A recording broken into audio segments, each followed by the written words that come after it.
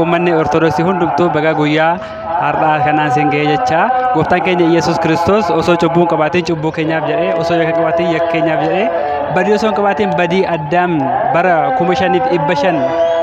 itti murtaa'e sana irraa haqootiif guyyaa har'aa fannoorra oolee baga guyyaa har'aa kanaan geessan isiniin jedha. Ayyaana gaarii, ayyaanni fannoo ayyaana gaarii akkasumas immoo ayyaana du'aa ka'uu isaatiinis akka nu gahuutti waan nuuf eeyyamu jecha ayyaanni ayyaana gaarii isiniif haa ta'u.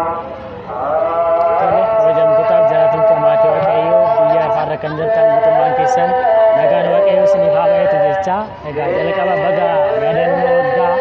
ayyaana fannoo gooftaa keenya Yesuus Kiristoosiin nagaaf jaalalaan geessan jenna.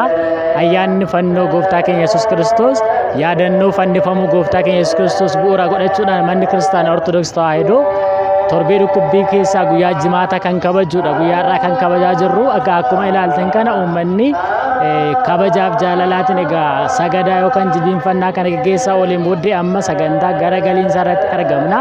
Kanaaf guyyaa ayyaana yaadannoo gooftaa keenya Yesuus Kiristoos kun immoo kan nu barsiisu gooftaan keenya fayyisaan keenya Yesuus Kiristoos yeroo jalqabaa fi yeroo dhumaatiif dhala namaa gabrummaa daabiloos jalaati kan itti baase ayyaana yaadannoo guddaadha. Kanaatiif aniif isin immoo yeroo ayyaana kana kabajnu jaalala qabaannee tokkummaa fi abdii du'aa ka'umsa godhannee gama sanaatiin kabajuun nurra jiraata. Waaqayyoon guyyaa yaadannoo waggaa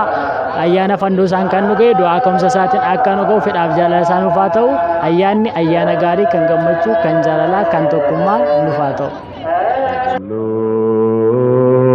Waaqayyoo qulqulluu jabaa qulqulluu kan hin duune baraan jiraata dubaroo qulqulleetti Maariyaam irraa kan dhalate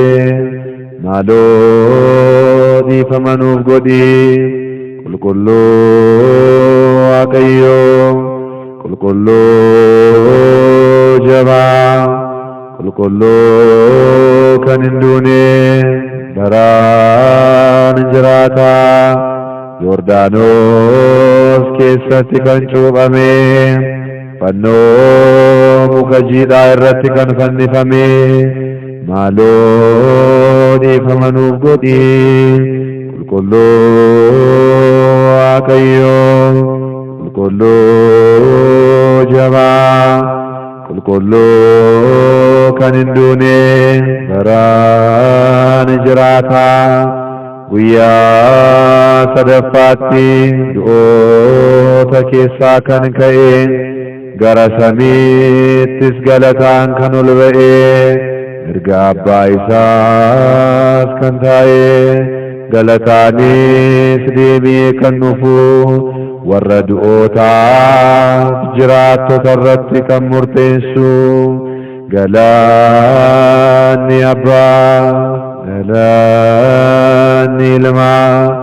galaanni hafuura qulqulluu har'aas yeroo hundumaa bara baraan ameen haa ta'u haa ta'u.